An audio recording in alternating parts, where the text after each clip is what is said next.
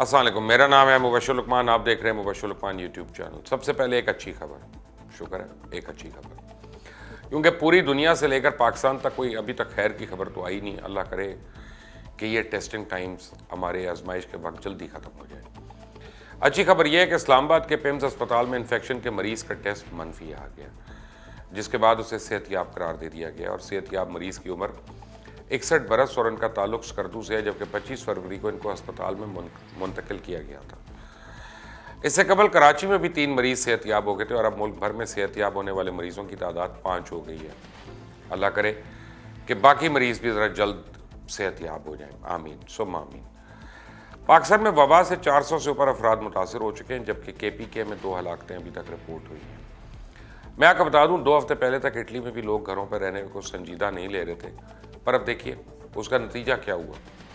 میری آبزرویشن ہے کہ زیادہ تر پاکستانیوں نے ایک دوسرے سے ملنے کے لیے اب مصافحے کی بجائے آداب کہنے اور زبانی کلامی سلام کرنے اور کونی سے کونی ملانے کا طریقہ اپنانا شروع کر دیا۔ اچھی بات ہے، تاہم مسئلہ یہ ہے کہ وہ میل جول سے ابھی تک باز نہیں آ رہے۔ میں آپ کو بتاؤں کہ ہر پاکستانی کے لیے سماجی میل جول محدود کرنا انتہائی ضروری ہے۔ بہت سے لوگ عام دنوں کی طرح اپنے روزمرہ کے کاموں میں مصروف دکھائی دیتے ہیں۔ بہت سے پارکس اور جم اور کلبس تو یقیناً بند پڑے ہیں، لیکن یہ اقدامات اس وبا سے بچنے کے لیے ناکافی ہیں۔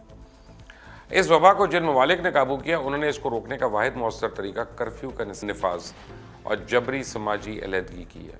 یعنی اٹلی وبا کے پھیلاؤ کی اچھی اور اہم مثال ہے، اور ہم کو اس سے سبق بھی حاصل کرنا ہوگا۔ 2 ہفتے پہلے تک اٹلی کی عوام نے حکومت کی جانب سے دی گئی گھر پہ رہنے کی تجویز کو زیادہ سنجیدگی سے نہیں لیا۔ اٹلی کے علاقے لیمبارڈی کی آج صورتحال یہ ہے کہ وہ اٹلی میں سب سے بری طرح متاثر ہونے والا علاقہ ہے، جہاں اموات کی تعداد 2500 سے تجاوز کر گئی ہے، جبکہ مثبت کیسوں کی تعداد 31000 سے بھی زیادہ ہے۔ صرف کل کے دن ہی 345 اموات رپورٹ ہوئی۔ اب یہ صرف اٹلی کے ایک شہر کی مثال ہے، پورا اٹلی 9 مارچ سے لاک ڈاؤن ہے۔ جنوری میں جب چین میں یہ وبا پھیلی، تب چائنا نے بھی بڑے پیمانے پہ لاک ڈاؤن اور برقی نگرانی کی مدد سے غیر معمولی اقدامات کی، اور وبا پہ کافی حد تک قابو پانے میں کامیاب ہو گئے۔ پاکستان میں وبا کے کیسوں کی بڑھتی ہوئی تعداد ہے، لہٰذا اب ہمیں اس مسئلے کو معمولی قرار دینے اور خود کو تسلیاں دینے کی بجائے اس پر سنجیدگی سے غور کیا جانا چاہیے۔ گھبراہٹ کی گھنٹی بج چکی ہے۔ اگرچہ عالمی اعداد و شمار کے مطابق اس وبا کے سبب عمر رسیدہ اور ناتواں افراد سب کے لیے سب سے زیادہ موت کا شکار بنے، لیکن اس کا مطلب یہ نہیں کہ نوجوان افراد احتیاط کا دامن چھوڑ دیں۔ انہیں یہ سمجھنا ہوگا کہ وہ ایک ایسے انفیکشن کے پھیلاؤ کی وجہ بن سکتے ہیں جس کے بعض کیسوں میں علامات ظاہر ہی نہیں ہوتی۔ نوجوان پاکستانیوں کو وبا کی زد میں آنے پر تشویش ہونی چاہیے۔ نوجوانوں پر یہ ذمہ داری عائد ہوتی ہے کہ وہ اپنے عمر رسیدہ والدین کو اپنی وجہ سے بیمار نہ ہونے دیں، اور نہ ہی کسی دوسرے شخص میں بیماری کی منتقلی کا باعث بنیں۔ ہم سب کو اس بات کا احساس ہونا چاہیے کہ اکیلی حکومت اس وبا کے پھیلاؤ پہ ضابطہ نہیں لا سکتی۔ ہر ایک مشتبہ شخص کا ٹیسٹ کیا جانا بھی ضروری ہے، اور اگر ان کے ٹیسٹ کے مثبت نتیجہ آتا ہے تو انہیں الگ کر دینا چاہیے، کوارنٹین کرنا چاہیے۔ یہ پتہ لگانے کی کوشش کی جانی چاہیے کہ وہ علامات ظاہر ہونے کے 2 دن بعد وہ کن لوگوں کے قریب رہے، اور پھر ان سب لوگوں کا ٹیسٹ کروایا جائے۔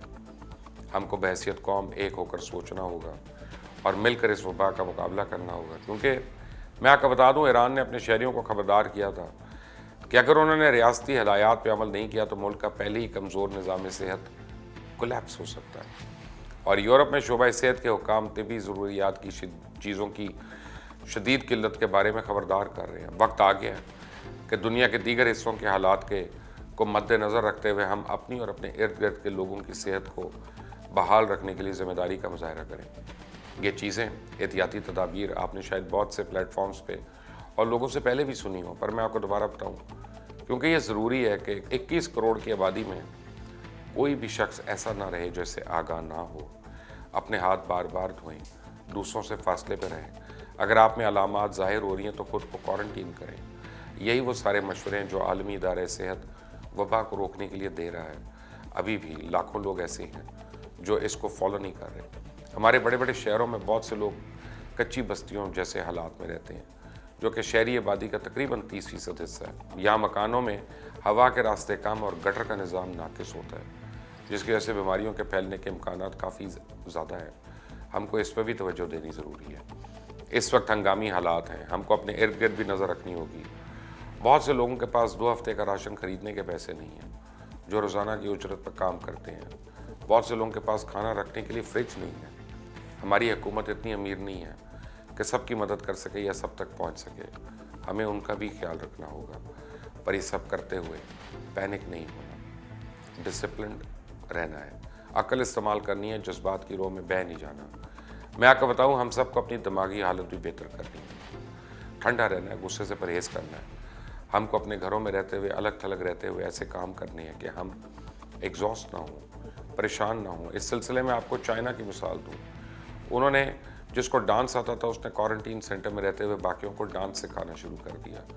کسی نے کتابیں پڑھنا شروع کر دیں, کسی نے فلمیں دیکھنا شروع کر دیں, کسی نے کہیں یوگا شروع کروا دیا, کسی نے سویٹر بننا شروع کر دیا, اور کوئی پینٹر بن گیا.